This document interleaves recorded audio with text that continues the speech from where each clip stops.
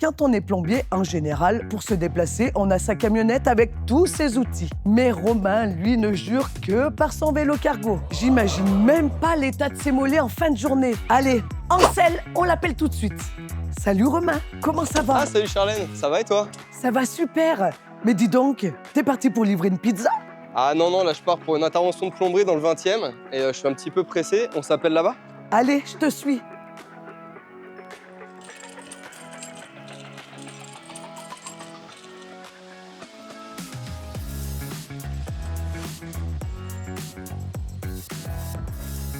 Ça se passe comment l'organisation avec ton vélo cargo?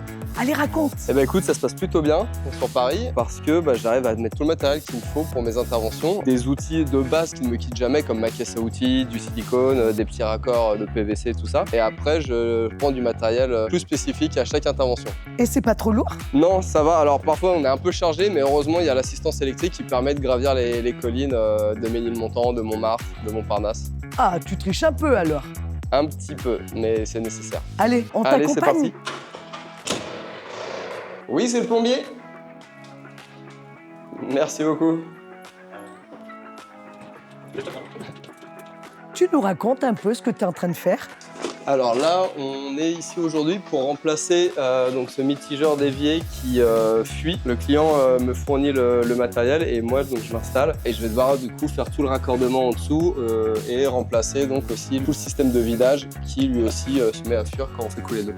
J'ai vu que tu étais sur Insta. Ça marche bien, le réseau? Franchement, les réseaux, ça marche bien. En fait, c'est un métier de bouche-à-oreille essentiellement. Donc du coup, maintenant, les gens, ils disent, tiens, tu peux aller voir son compte Insta ou son site internet. Et même une fois, il y a une cliente, elle n'était pas très rassurée. Et je lui ai dit, écoutez, allez voir mon compte Insta, allez voir mon site internet, comme ça vous verrez ma tête, ça va peut-être vous rassurer, tout ça. Et effectivement, après, par la suite, elle m'a rappelé 2 ou 3 fois. Et du coup, c'est comme ça que j'ai réussi à fidéliser un peu de la clientèle. Ouais. C'est quoi le chantier le plus galère que tu aies eu?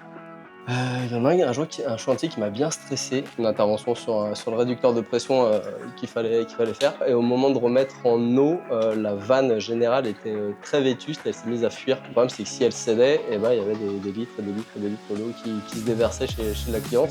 Donc en urgence, on est allé à la cave, on a coupé l'eau dans tout le bâtiment. Et du coup, j'ai dû remplacer la vanne qui était en train de lâcher, quoi.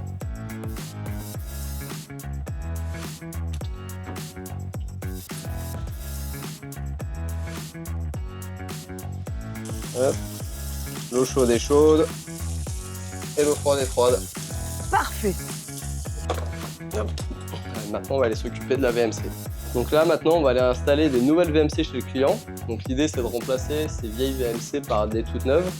Et comme le client a le souci du détail, il a choisi un cache-bouche de VMC avec une couleur différente par pièce. Donc on part installer ça. Quand est-ce qu'on les change, les VMC? Pour les VMC, quand en fait les gens commencent à voir apparaître de la moisissure ou des champignons dans leur salle de bain, ça veut dire que c'est le moment de peut-être commencer à regarder un petit peu ce qui se passe au niveau des VMC, voir s'il n'y a pas de la poussière, si c'est pas bouché, et éventuellement du coup la remplacer. Là je retire l'ancienne VMC, donc on va accéder au conduit d'aération, et après il va falloir encastrer la nouvelle et venir mettre le petit cache de couleur pour faire joli. Oh, ça a l'air facile. Bon, je te laisse terminer.